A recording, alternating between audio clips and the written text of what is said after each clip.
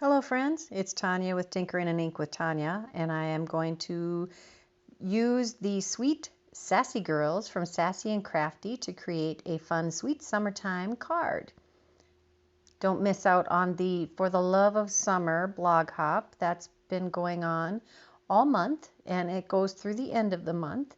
Come back to my blog and you can see a new post every Friday, and it's on Instagram and Facebook. You'll find us all over the place. So I am using the Sassy and Crafty Hearts stencil along with the ink blended background here. I used Lemon Drop, Creamsicle, and Fruit Punch inks from the Hero Hues Reactive inks. And I laid down a splotchy blended border or blended panel. And I laid the stencil down, and I'm doing basically the same colors over the same areas to create just a darker area. So the lighter area shows up where the stencil hides it or masks it. Now I thought this was a repeating pattern. It's not really. Close, but not quite. So we're just going to fudge it because most of this panel is going to be covered by another panel, and make sure that this goes to the end of the piece.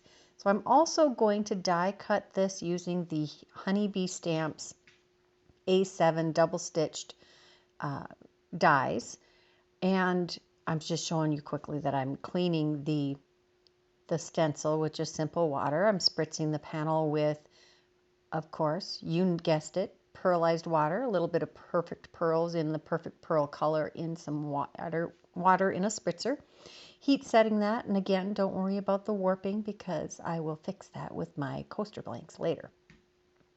I colored this image already and cut it out. I didn't think you needed to see the whole thing. I do a video later that shows coloring one of the girls. So if you want to see the Copic coloring, that is coming up in a week or two. I just used the same stencil on another panel with the ink that was still on the blender brushes and created another panel that I will cut out that's going to go directly behind the girl.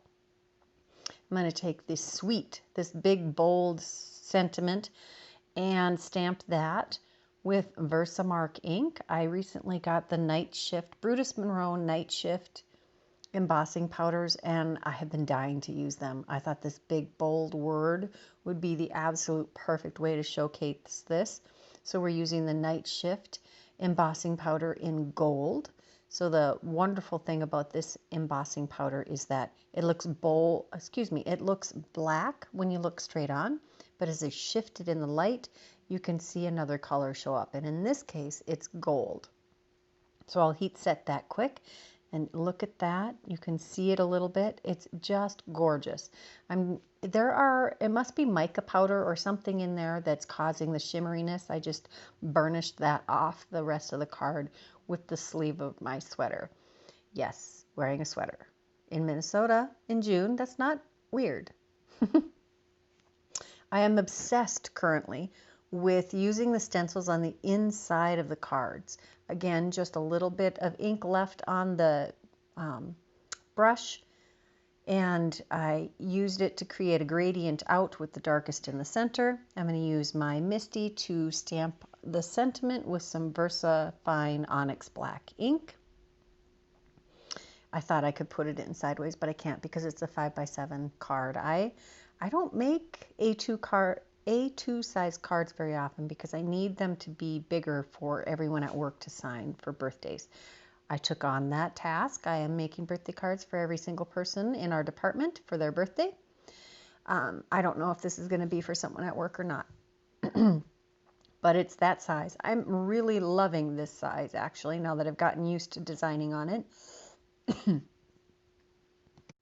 Next, I'm going to assemble this card using coaster blanks for the dimension, and I just use a heavy object like my Misty to make sure that they get a good contact between the layers while we're glued together. That also helps make any of the warped panels to be nice and flat. This is just, it's so perfect. I love it. And it really doesn't take much time at all for it to dry. As you see, I just keep assembling it as we go. I'm going to grab some, is it the Glass Beach embellishments from Trinity stamps and use my wax pencil to help put those on my card front and adhere those in place with the Barely Art Precision Craft Glue, which I adore.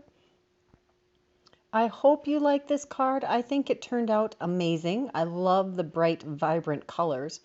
I hope you have subscribed to my channel. If you haven't subscribed to my channel, be sure to click the subscribe button and the little bell icon to be sure you get notifications for every one of my videos that I upload.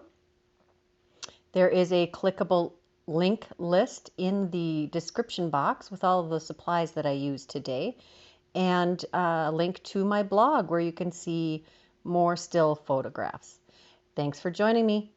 Bye-bye.